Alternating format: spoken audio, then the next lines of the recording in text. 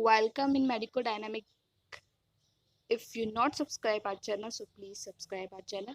And today we continue with the microorganism classification. पिछली class में हमने पढ़ा था कि माइक्रो ऑर्गेनिज्म नॉर्मली कौन कौन से होते हैं, उनकी कैरेक्टरिस्टिक मॉर्फोलॉजी क्या क्या होती है, वायरसेस, बैक्टीरिया, शैवाल, इनके बारे में हमने पढ़ा था।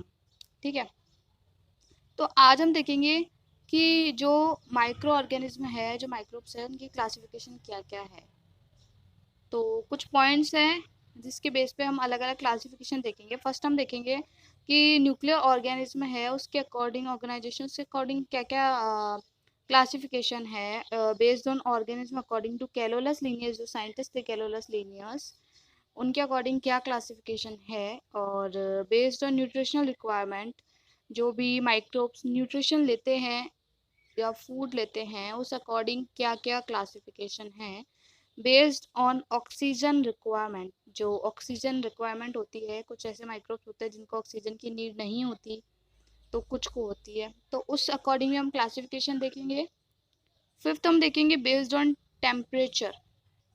कुछ ऐसे होते हैं जो कि थर्मोफिलिक होते हैं, कोई थर्मोफोबिक, यानी कुछ ऐसे होते हैं जिनको गर्मी पसंद है, किसी को सर्दी। अकॉर्डिंग टू कंडीशंस वो उसमें ही जिंदा रह सकते हैं, तो हम टेम्परेचर के अकॉर्डिंग देखेंगे। नेक्स्ट हम सिक्स में देखेंगे बेस्ड ऑन ऑस्मोटिक कंडीशन। जो ऑस्मोटिक प्रेशर है, जो ऑस्मोसिस है, उसके अकॉर्डिंग हम देखेंगे कि माइक्रोब्स कितने प्रकार के होते हैं, क्या क्लासिफिकेशन है। बेस्ड ऑन इकोनॉमिक इम्पोर्टेंस, कौन से माइक्रो ऑर्गेनिज्म ऐसे हैं जो हमें हमको बेनिफिट देते हैं और कुछ हमें नुकसान देते हैं।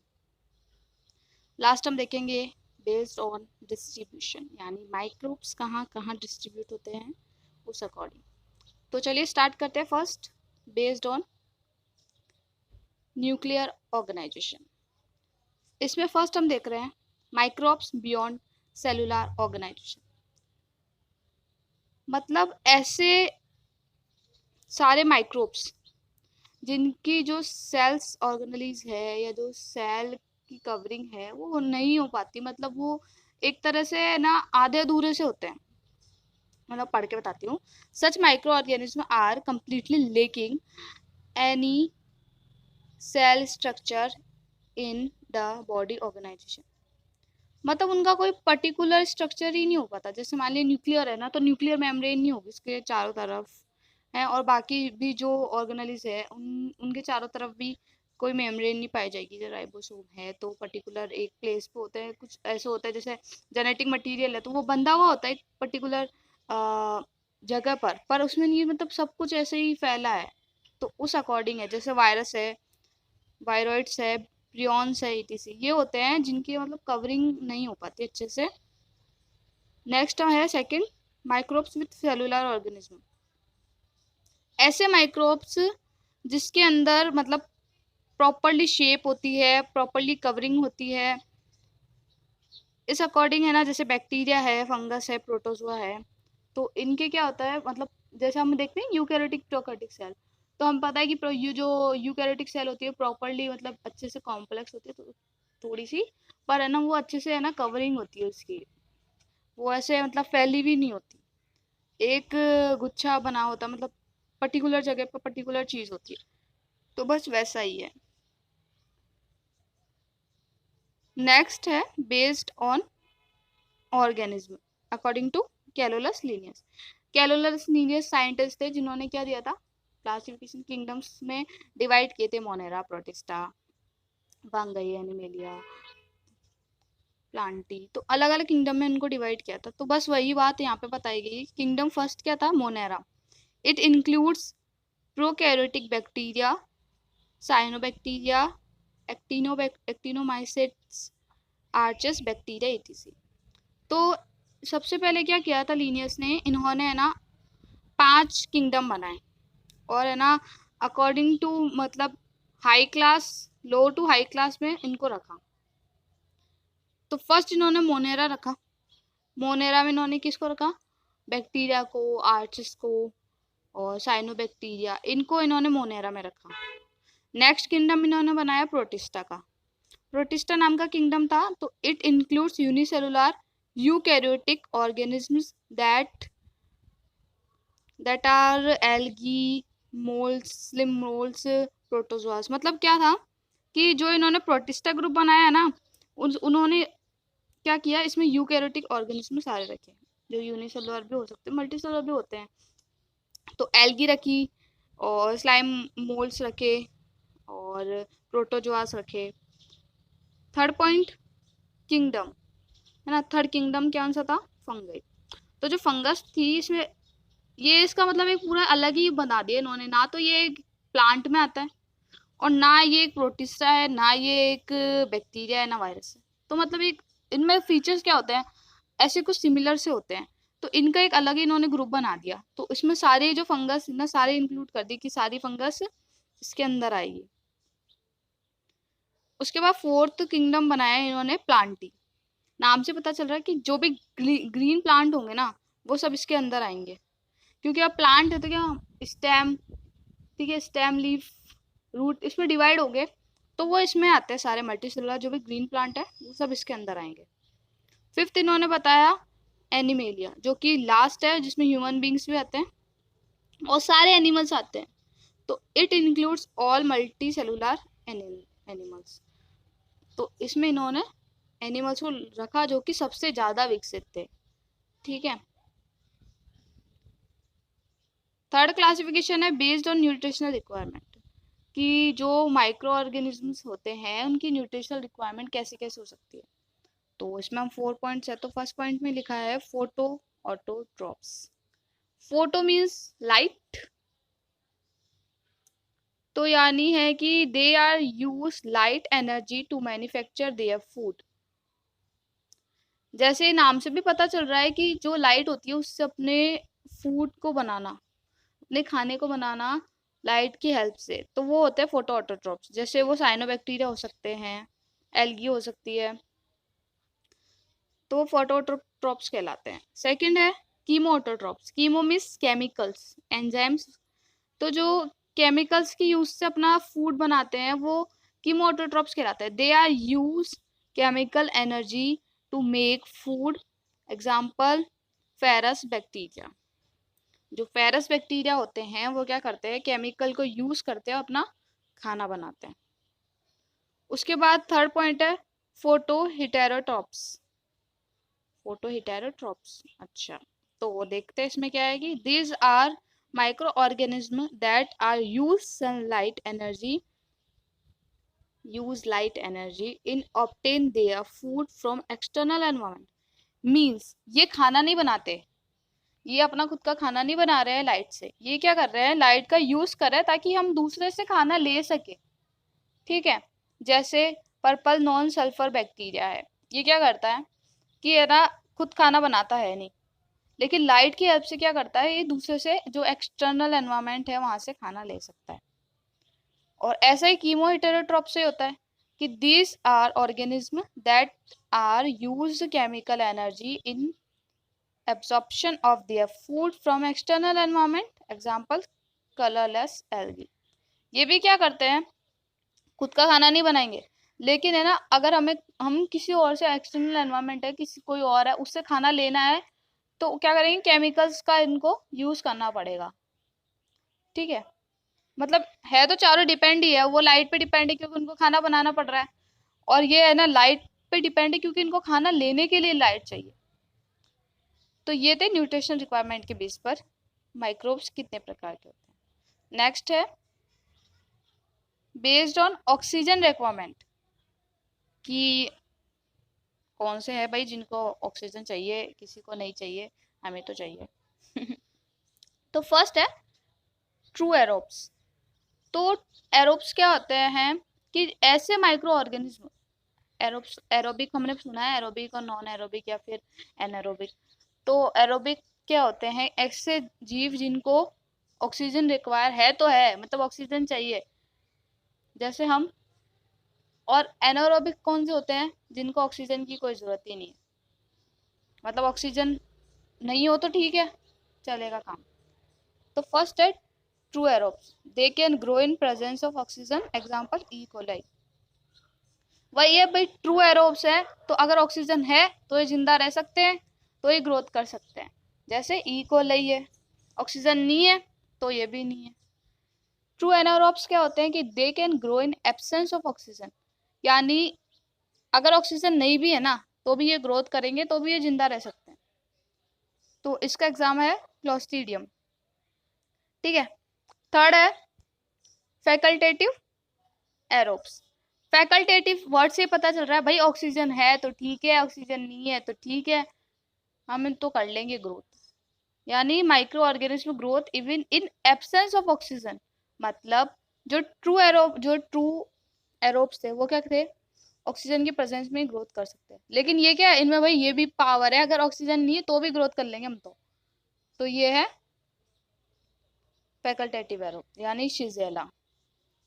फैकल्टेटिव एनारोब्स कौन कौन से होते हैं भाई, कि micro organism grow in presence of oxygen, example salmonella, staphylococcus. यानी ऐसे माइक्रो ऑर्गेनिज्म जिनके पास अगर ऑक्सीजन है तो ठीक है, नहीं है तो ठीक है। ये मतलब अकॉर्डिंग टू, अगर इनको ऐसा एनवायरनमेंट मिल जाए जो ऑक्सीजन नहीं है, एब्सेंट है, तो भी ये ना ग्रोथ कर जाएंगे। जैसे साल्मोनेला है, स्टेफाइलोकोकस है जैसे। लेकिन इकोले ये ना वो ग्रोथ नहीं कर पाएगा। ठीक है। ये था रिक्वायरमेंट ऑफ ऑक्सीजन। वैसे ये काफी ऐसा लगता है मिलते जुलते से एक दूसरे से, पर आप इसको ध्यान से देखेंगे तो समझ में आएगा। नेक्स्ट है बेस्ड ऑन टेम्परेचर रिक्वायरमेंट, यानी जो टेम्परेचर है उसके अकॉर्डिंग क्या क्या होता है। तो हम देख रहे हैं क्रायोफिलिक। क्रायोफिलिक मतलब है ठंडा, कोल्ड। ठीक है। तो grow at sufficiently low temperature, their best growth occurs at 0 degree Celsius temperature as the minimum. मतलब है कि जो माइक्रो ऑर्गेनिज्म होते हैं ना, इनकी बेस्ट ग्रोथ होती है 0 डिग्री टेम्परेचर पर, इनकी बेस्ट ग्रोथ होती है। ठीक है।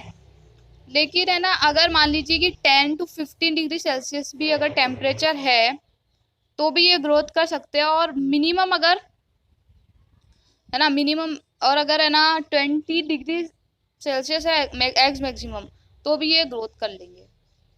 ठीक है। मतलब है कि जो क्रायोफिलिक होते हैं ना, वो 0 से लेके 20 डिग्री सेल्सियस तक ग्रोथ कर लेते हैं। ठीक है। इसमें भी है ना, मतलब अलग अलग प्रकार के माइक्रो ऑर्गेनिज्म आते हैं जो कि क्रायोफिलिक होते हैं। अब आते हैं मीजोफिलिक।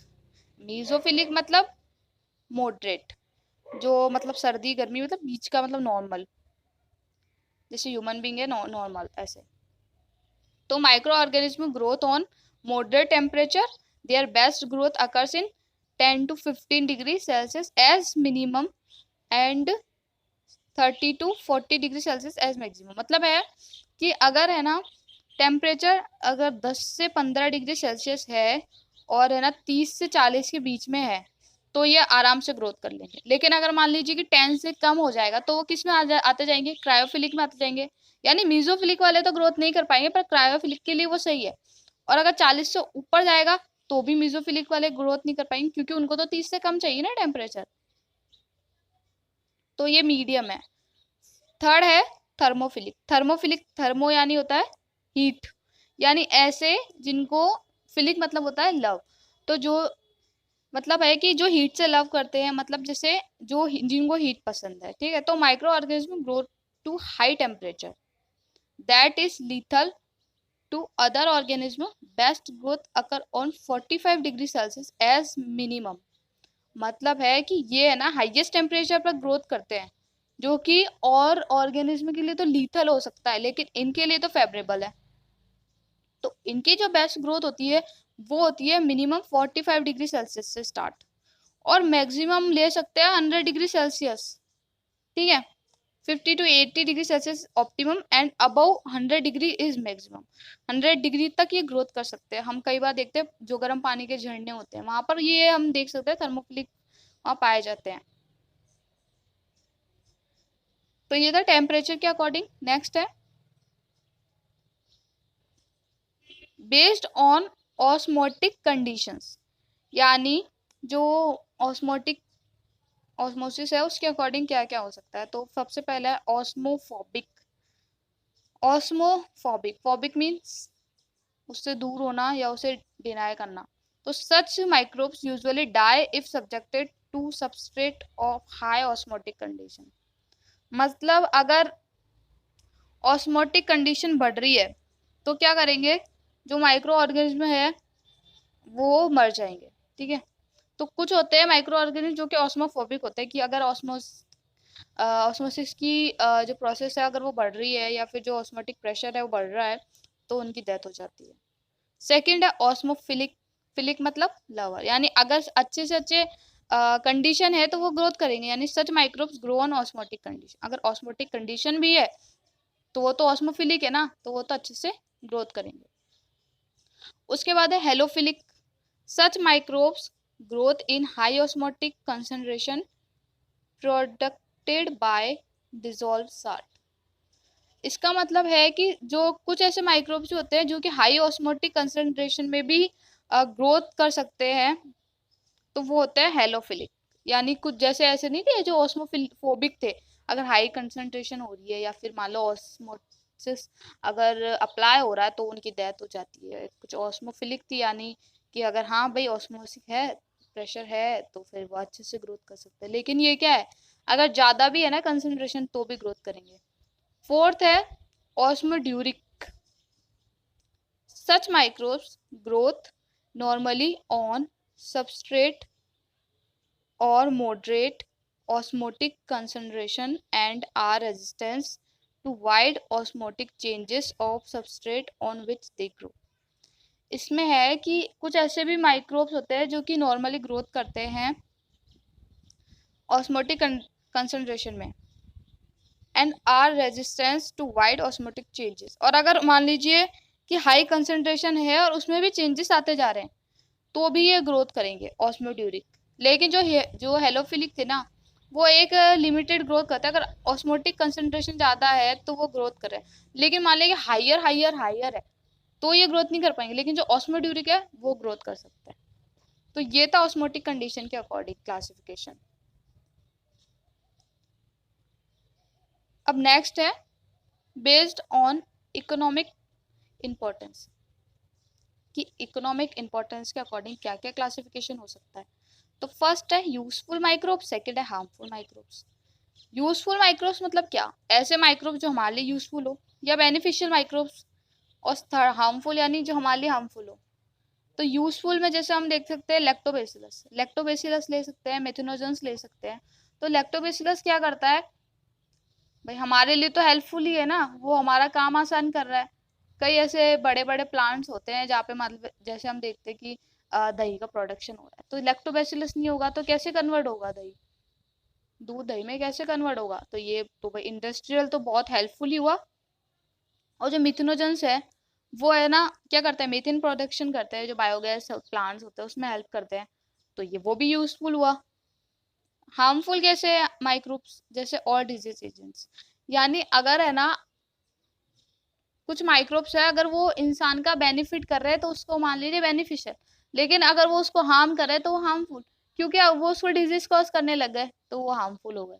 तो कई है ना माइक्रो ऑर्गेनिजम्स है जिससे डिजीज हो सकती है, चाहे वो माइकोबैक्टीरियम ट्यूबरक्लोसिस हो, क्लोस्ट्रीडियम टिफनी हो, तो उससे क्या हो सकता है, डिजीज कॉज हो सकती है। तो ये हो गया हार्मफुल माइक्रोब्स। अब हम देख रहे हैं बेस्ड ऑन डिस्ट्रीब्यूशन, डिस्ट्रीब्यूशन के अकॉर्डिंग कौन कौन से है, कहाँ कहाँ पाए जाते हैं। तो फर्स्ट देख रहे हैं एक्वेटिक, यानी पानी पानी में पाए जाने वाले। तो those microbes that grow in water, तो वो माइक्रो ऑर्गेनिज्म जो कि वाटर में ग्रोथ करते हैं अच्छी, उनको वो एक्वेटिक माइक्रो ऑर्गेनिज्म, यानी जो माइक्रो ऑर्गेनिज्म पानी में पाए जाते हैं। ठीक है, उसके बाद लेथोस्पेरिक या फिर टेरेस्ट्रियल, मतलब those micro organism that grow on in soil और रॉकी सब्सटेंस, यानी जो कि सॉइल में रहते हैं, सॉइल में ग्रोथ करते हैं। ठीक है, जैसे स्पोर पाए जाते हैं ना क्लॉस्ट्रीडियम टिकनी के, थिकनेस होता है ना सॉइल, सॉइल में तो होता है उसके स्पोर, तो जो सॉइल में रहते हैं, जो रॉक्स पर रहते हैं, लाइकिन जो रॉक्स पर रहते हैं। और थर्ड है एटमोस्फेरिक या एरियल, यानी those microbes that are found in atmosphere, यानी जो कि एयर में होते हैं। तो ये डिस्ट्रीब्यूशन हो गया भाई, पानी में हो गए, जमीन पे हो गए यानी चट्टानों पर, और हवा में हो गए। तो डिस्ट्रीब्यूशन के अकॉर्डिंग भी अलग अलग माइक्रोब्स होते हैं।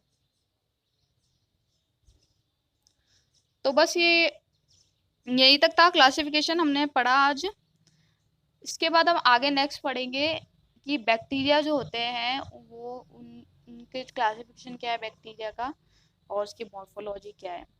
So thank you. If you like the video, so subscribe our channel and share it.